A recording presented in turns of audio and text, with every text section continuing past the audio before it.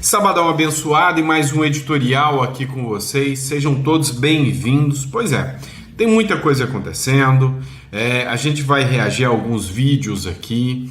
A questão da eleição para 2026 já vem tomando uma definição, pelo menos é o que diz o jornal Metrópolis e vários outros jornais aí, dizendo que o Bolsonaro já definiu a chapa para 2026. Será verdade isso?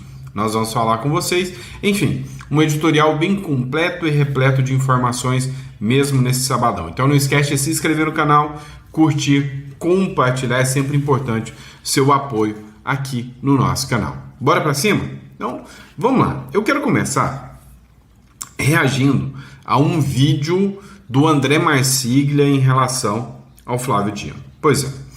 Vocês devem saber que o ministro Flávio Dino, ele tem algumas informações tanto quanto polêmicas. E a última que ele falou é que a anistia não cabe porque não se aplica anistia a terroristas.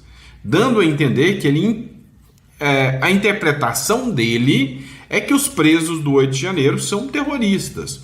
O André Marsiglia deu a resposta aqui. Dá uma olhada. O ministro do Supremo Tribunal Federal, Flávio Dino, afirmou hoje que os crimes relacionados à suposta trama golpista não podem ser alcançados por anistia. No julgamento do voto que eu proferi, eu já respondi a duas questões principais, no meu ponto de vista. A primeira, esses crimes são suscetíveis de anistia ou de indulto? O Supremo já disse que não.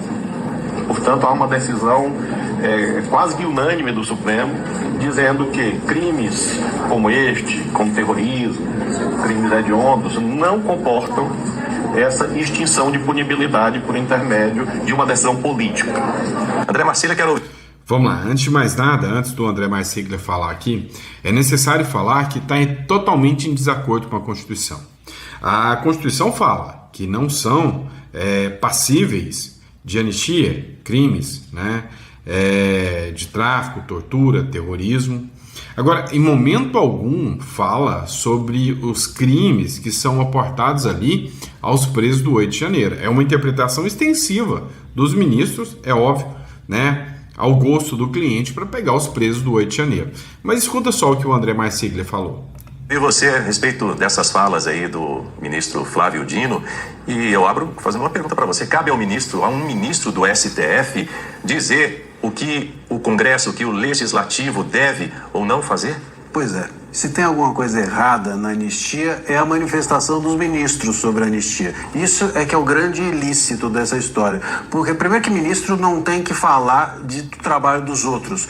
A gente tem na Constituição um princípio importante, que é o da separação dos poderes, e que quer dizer exatamente isso, cada um no seu quadrado. Então, o ministro Dino cuida do judiciário, e já é muito quando consegue cuidar, enquanto os congressistas cuidam do Congresso. Veja um absurdo do ministro Dino e outros mais, o ministro Moraes também já falou, o ministro Gilmar, eles estão falando da anistia, mas qual anistia? Não tem texto. Até agora a gente não tem um texto. Então eles estão entendendo que é inconstitucional o quê? Uma anistia que não tem texto? Como é que eles podem entender que é inconstitucional o conceito anistia? Isso não existe, até porque o conceito anistia está dentro da Constituição e a menos que o Dino entenda que a Constituição é inconstitucional, não faz sentido pensar que o conceito de anistia não é acolhido ou não foi acolhido pela Constituição vigente. Então isso é um absurdo. Depois ele fala que terrorismo e crime hediondo não são passíveis de anistia. Verdade. Agora qual o terrorismo que houve? Ninguém foi condenado por terrorismo. Terrorismo não está no rol das condenações e nem crime hediondo. O único terrorismo que houve ali, ou pode-se pensar, não é exatamente terrorismo, mas a tortura, vamos fazer um correlato aqui, a tortura também não está na possibilidade de ser anistiada, mas a única pessoa, os únicos que realmente cometeram a tortura foram, talvez, o Estado, ou até mesmo indiretamente os ministros, quando, por exemplo, permitiram que o Clezão morresse dentro da prisão, ou até mesmo o Felipe Martins sofresse aquilo que se relata e se constatou que ele sofreu. Então, tirando o que o Estado fez, e que talvez esses sejam ilícitos não anistiáveis, assim digamos, nada que foi feito ao Estado ou contra o Estado, supostamente, não seria passível de anistia. Então, o ministro Dino diz assim, essa é a minha visão, mas a sua visão, ministro, com todo o respeito, está errada. Pois é, pessoal. Assim, a gente tem essa visão, né, absurda de que hoje o Supremo Tribunal Federal decide de acordo com a onda política da hora, né? Então, de acordo com o interesse político, com a onda política da hora, vem a decisão. Vamos lá, pessoal. Vamos entender um pouquinho o que está acontecendo aqui em relação ao Bolsonaro? Deixa eu só colocar na tela cheia aqui para ficar mais fácil para a gente aqui, né? Por orientação de advogados, Bolsonaro não dará entrevistas, diz filho, né? O Eduardo Bolsonaro. Enfim, estamos chegando ao final daquela novela, que é o pedido do podcast Ferri ali, né? Ou seja, se for da forma que foi apresentada, não terá de forma alguma qualquer podcast, não terá qualquer manifestação. Dá uma olhada aqui o que disse o Flávio Bolsonaro, né, sobre esse caso. O senador Flávio Bolsonaro esclareceu uma dúvida que pairava acerca do ex-presidente Jair Bolsonaro poder falar ou não com a imprensa. Em publicação no X, nesta sexta-feira, o parlamentar afirmou que, seguindo a orientação dos advogados, Bolsonaro não dará entrevistas. Ou seja, o Bolsonaro não vai dar entrevista nem para podcast, nem para jornal, a não ser que alguns requisitos sejam aceitos. O Flávio garantiu que, para Bolsonaro dar entrevistas, algumas condições teriam que ser asseguradas. Para que seja possível, entendo que seriam necessárias algumas condições. Por exemplo, que seja ao vivo e com a garantia de que suas cautelares não serão agravadas, conforme o que ele responder. Do jeito que está hoje, me parece uma pegadinha, é o que disse o Flávio Bolsonaro.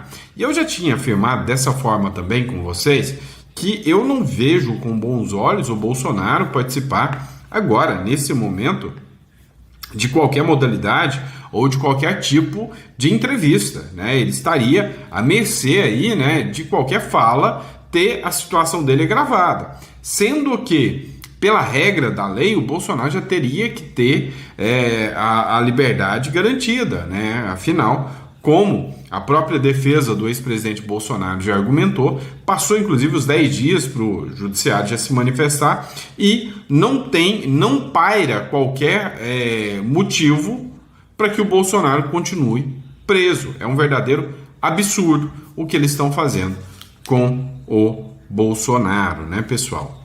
Ó, recadinho rápido para vocês aqui. Você que está me acompanhando, você deve ter percebido a loucura que se tornou essa República das Bananas aqui, né, o Brasil. Então, recadinho rápido que eu dou para vocês. Clica na descrição aqui, vai estar aqui o contato do nosso escritório. Conheça o Uruguai, né? Imagina esses presos do 8 de janeiro, o que aconteceu, muitos fugiram para a Argentina, muitos fugiram e acabaram ficando, né, alvos aí dessa situação absurda, né, de ter que estar ilegal em outro país. Então, assim, não vale a pena, tá? Tirem uma residência em outro país.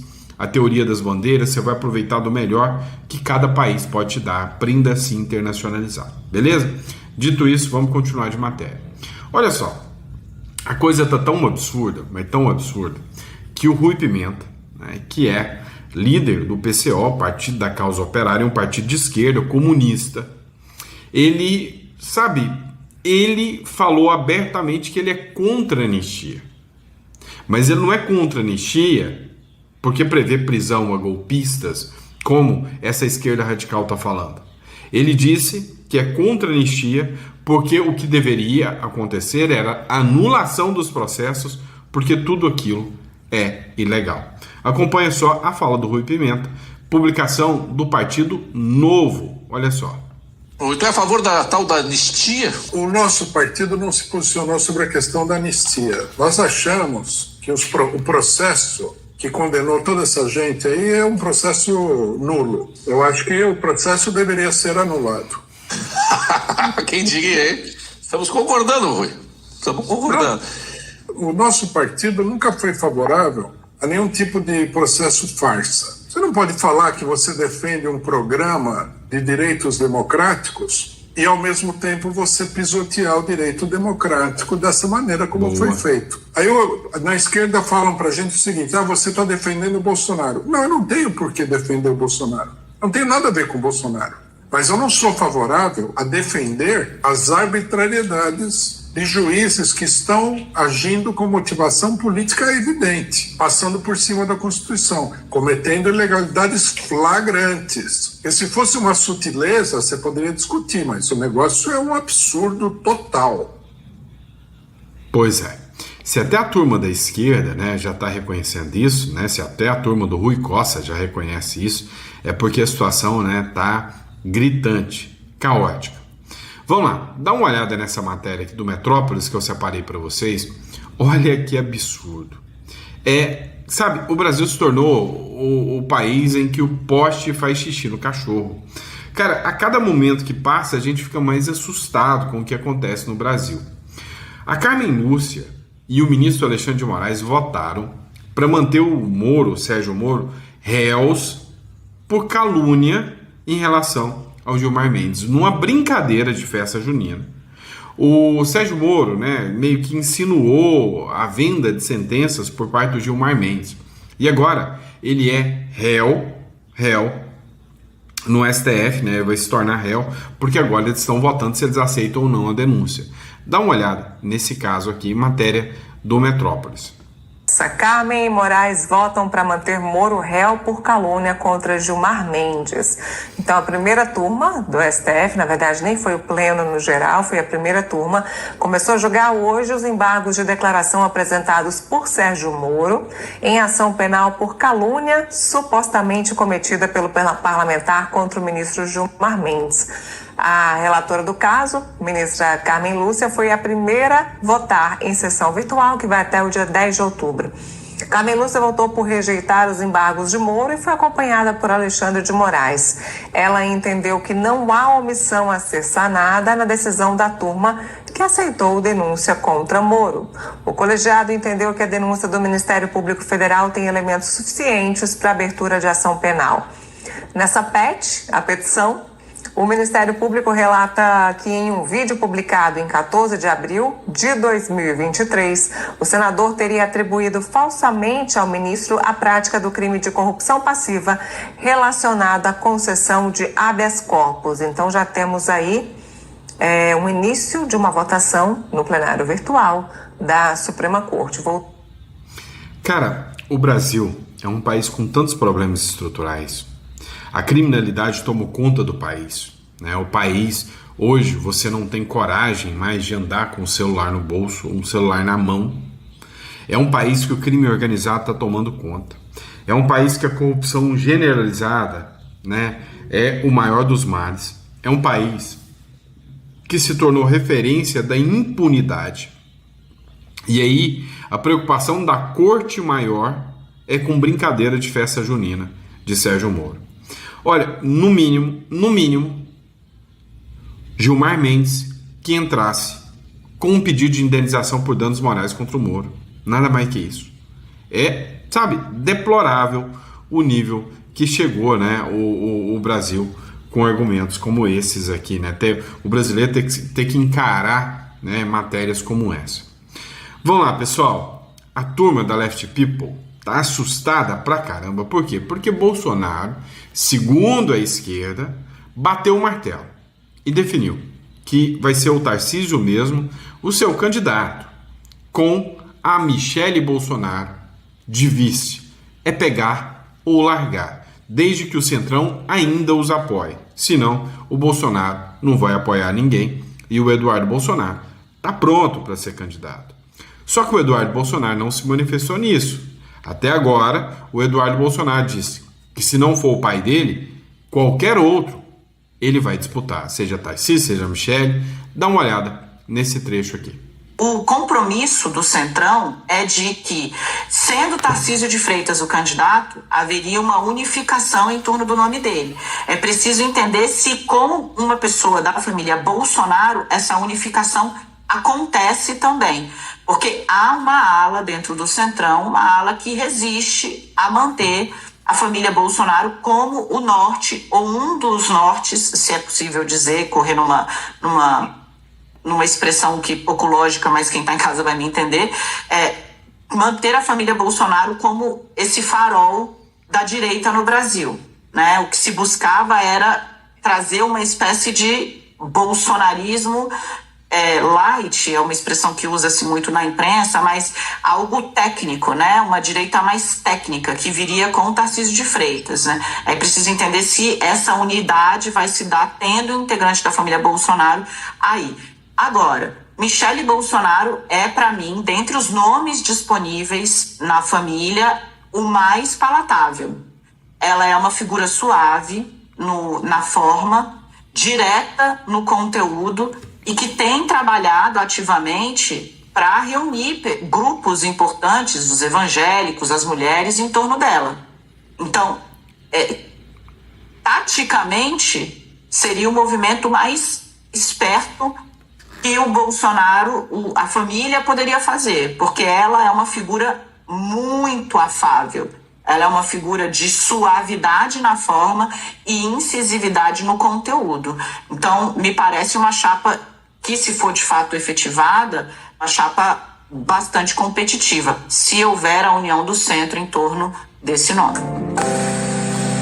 Pois é, minha opinião é que a Daniela Lima acabou de quase declarar um voto a Michele Bolsonaro, né?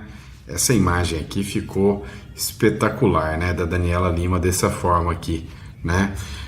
Mas enfim, o que a gente pode dizer? O Centrão está desesperado. O Centrão, literalmente, né, queria um nome do Centrão, como é o caso do Ciro Nogueira, né?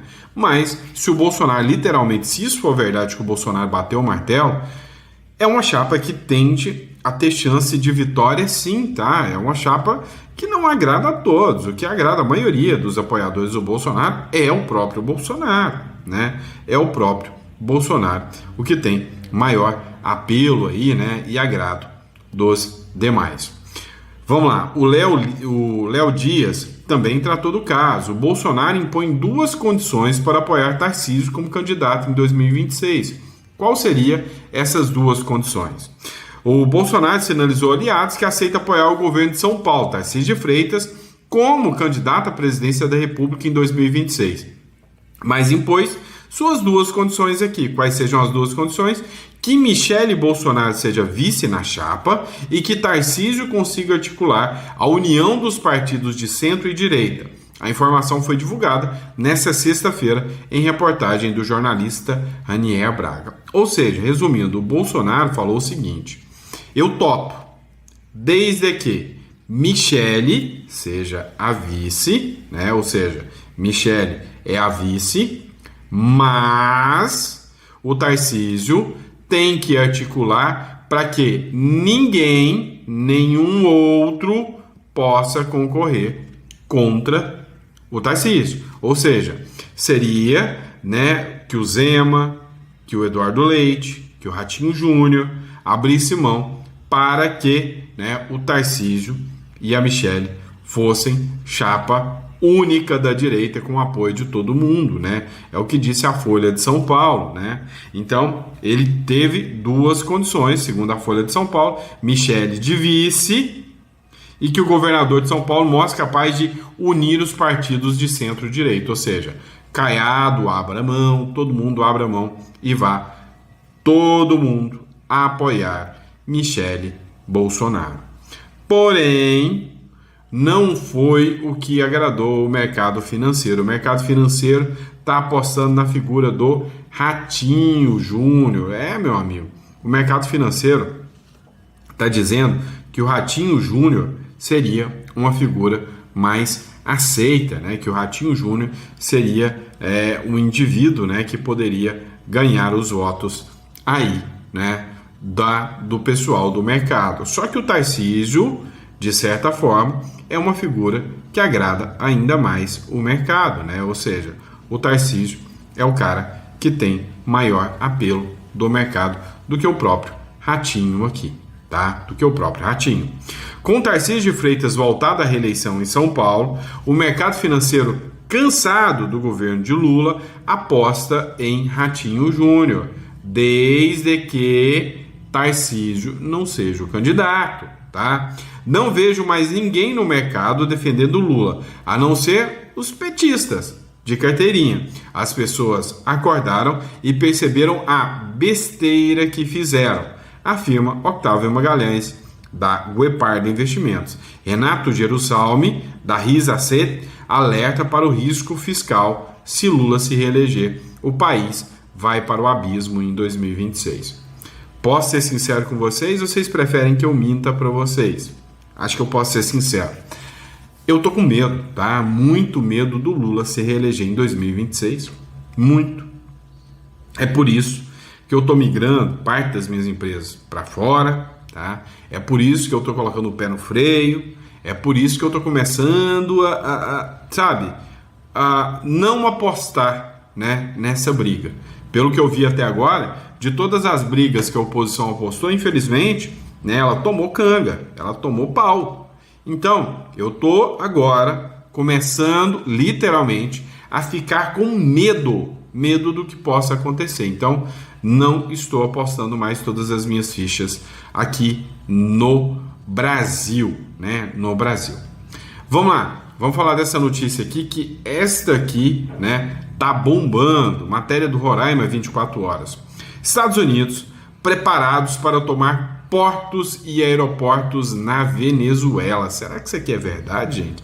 Será que essa carinha do Donald Trump aqui literalmente é em função dele estar pistola, né, com o pessoal da Venezuela aqui? Será que isso pode realmente acontecer? Nós vamos falar sobre isso aqui com vocês, né? Então, bora para matéria.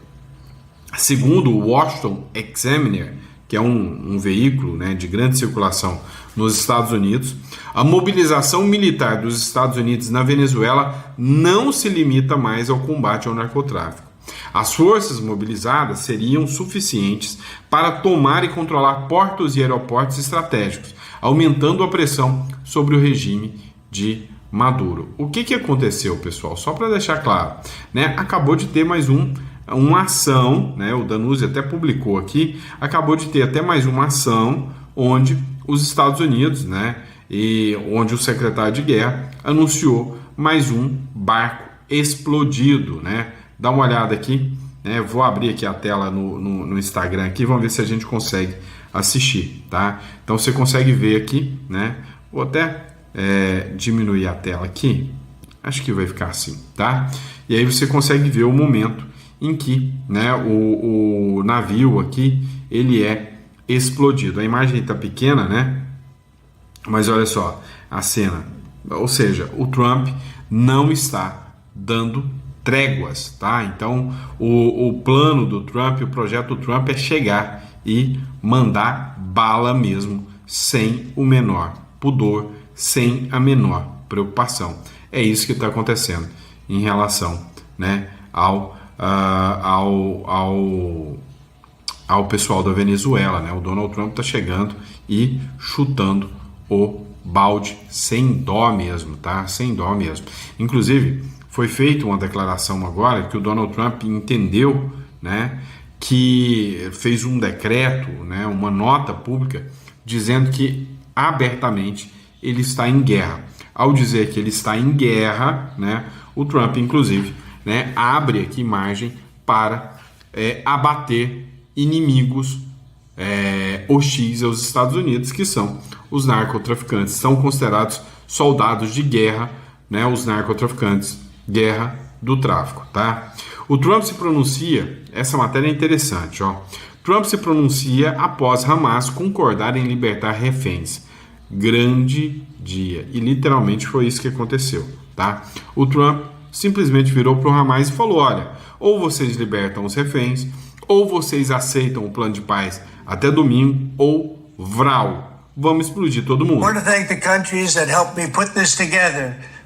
Eu quero ajudar os países que ajudaram a deixar este pé: Catar, Turquia, Arábia Saudita, Turkey, Saudi Arabia, Egypt, Jordan, Egito, Jordânia, and so many others, so many people fought e tantos outros e tantas pessoas que lutaram tanto. So hard. This is a big day. É um grande dia, é um grande dia. Vamos ver como tudo acaba. How it all turns out, we have to get the final Temos que colocar a palavra final em prática. word down in concrete Very importantly, I look É muito importante. Estou ansioso para ver os reféns voltando para forward casa. to having the hostages come home to their parents Para os seu país, para os seus pais. and having some of E alguns dos reféns, the hostages, unfortunately, infelizmente, vocês sabem que condição que eles estão, né? Estão you know the mortos. condition they're in, come home likewise to their E vão voltar para casa da mesma forma para os seus pais. parents because their parents wanted Porque seus pais os querem tanto quanto se aquele jovem estivesse vivo. them just as much as though that young man or young woman were alive. So I just want to let you know that Eu só quero que vocês saibam que esse é um dia muito especial. this is a very special day, maybe unprecedented in many ways. E pode ser sem precedentes em muitos aspectos. It is unprecedented, but thank you all, and thank you all to those great countries that helped. Mas é sem precedentes e muitos ajudaram, e obrigados a todos aqueles países que ajudaram. We were given a tremendous amount of help. Everybody was unified in Recebemos uma ajuda tremenda de todos aqueles que estavam unificados em querer que esta guerra acabasse. O Brasil não. wanting this war to end and seeing peace in the Middle East. E queriam a paz no Oriente Médio. O Brasil não é por minha conta, tá? And we're very close to achieving that. Thank you all, and E estamos muito perto de conseguir isso. Obrigado a todos. Serão tratados de forma justa. everybody will be treated fairly. Vem cá. Deixe-me conversar com vocês.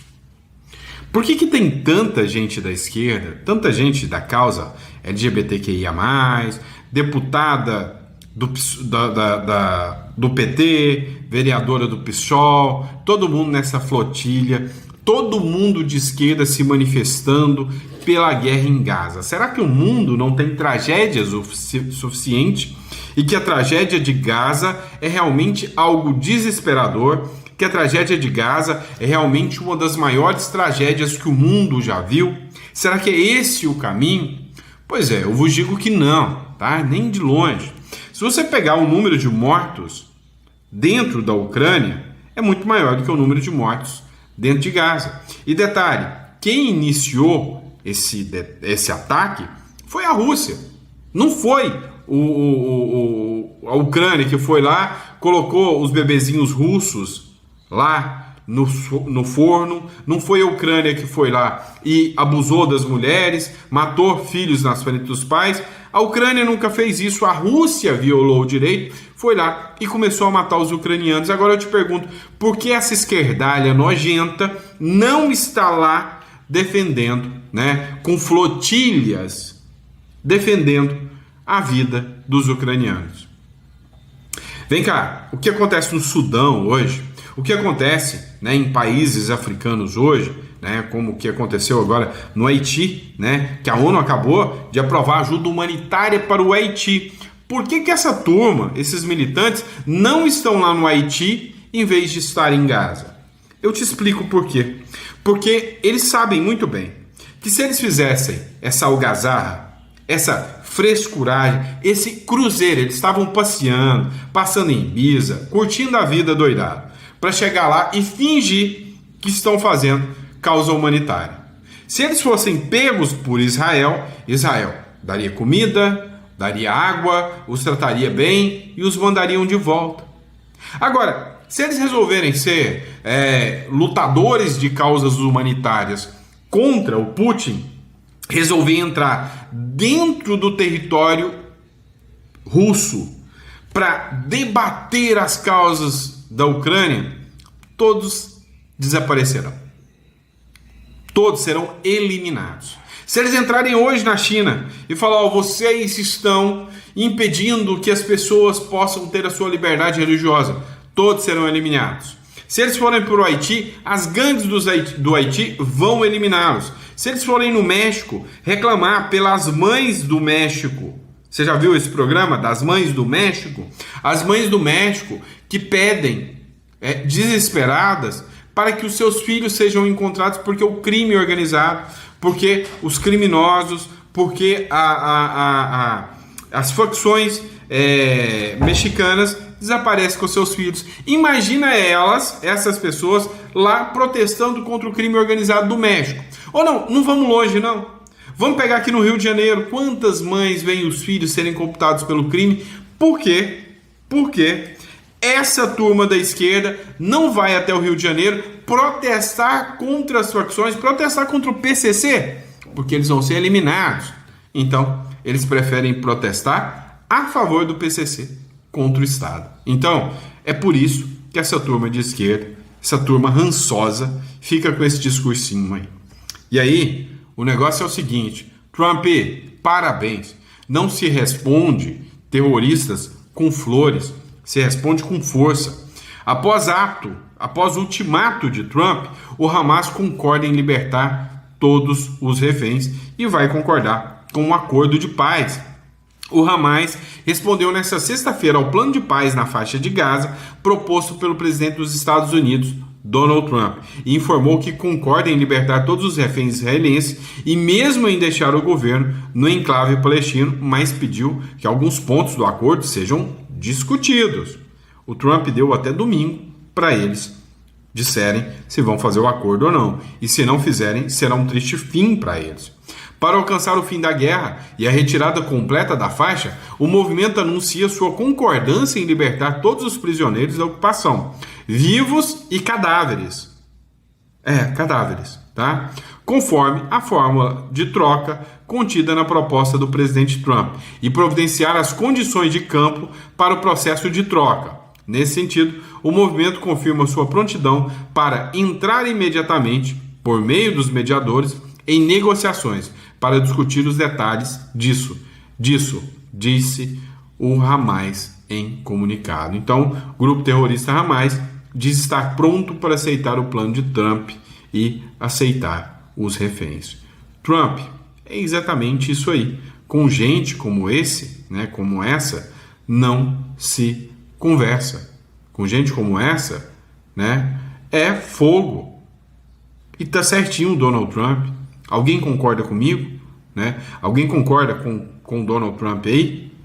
Para mim, com esse tipo de gente, a única forma de discurso é falar forte, falar firme e acabar com o terrorismo. Parabéns ao Donald Trump. Obrigado, pessoal, pela confiança, pela credibilidade, tá? Se você gostou, que tal você deixar o seu like aí pra mim, tá? Vou deixar até o coraçãozinho aqui, ó. Deixa o like aí pra mim, Deixa a curtidinha aí, deixa o gostei e compartilha, tá, pessoal? Compartilhar é muito importante, tá? Então, faz isso aí pra gente. Agora, pessoal, falando sério aqui, tá aqui na descrição o link para você entrar em contato. O pessoal vai te atender no horário comercial, mas não brinca não, tá? O Brasil não tá de brincadeira. Tenha um plano B, tenha uma residência uruguaia, isso é muito importante. Às vezes você tem um filho, um neto aí que pode estar em idade, de ir para uma universidade. Muito melhor você mandar para uma universidade justa lá no Uruguai, se for o caso. O curso de medicina é gratuito, por exemplo, vale muito a pena. Então, assim, o Uruguai é um país muito receptivo, vale a pena. Você pode ter uma conta em dólar, maiores garantias, maior proteção, tá bom? Muito obrigado pela confiança, pela credibilidade e até o próximo editorial. Abraço, pessoal.